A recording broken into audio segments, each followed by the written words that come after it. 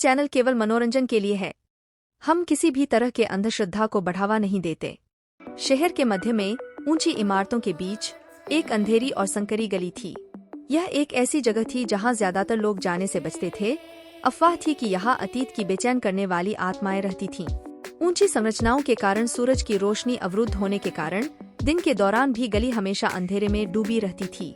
एक रात street lights की भयानक चमक के नीचे माया नाम की एक युवा महिला ने खुद को इस अशुभ गली से अकेले चलते हुए पाया। देर रात की पार्टी से घर लौटते समय वह रास्ता भटक गई थी और उसने सोचा कि गली एक शॉर्टकट होगी। जैसे जैसे वह अंधेरे में आगे बढ़ती गई, उसे अपनी रीढ़ की हड्डी में ठंडक महसूस हुई।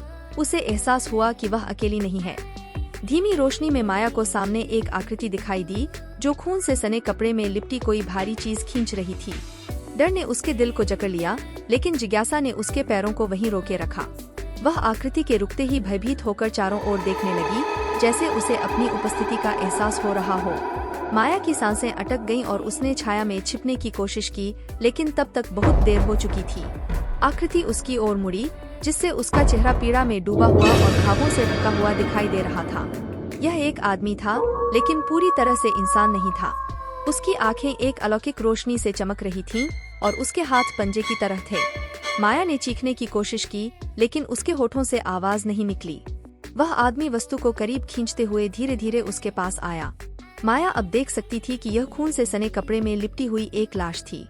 उसने भागने की कोशिश की, लेकिन उसके पैरों में सीसा सा लगा।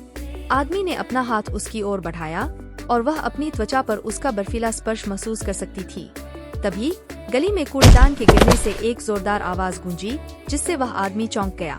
माया ने इस अवसर का लाभ उठाते हुए उसकी पकड़ से मुक्त हो गई और जितनी तेजी से भाग सकती थी भागी, फिर कभी पीछे मुड़कर नहीं देखा।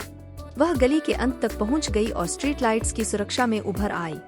हाफते हुए उसने गली की ओर देखा, लेकिन उस आदमी या शरीर का कोई निशान नहीं था।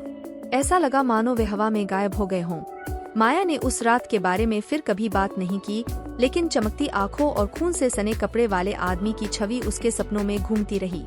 वह जानती थी कि उस अंधेरी गली में उसका सामना किसी बुरी चीज से हुआ था, कुछ ऐसी चीज जिसके बारे में कभी परेशान नहीं होना चाहिए था। अगर आपको कहानी थोड़ी सी भी पसंद आई हो तो लाइक करें, कमेंट करें और चैनल को सब्सक्राइब करना ना भूलें।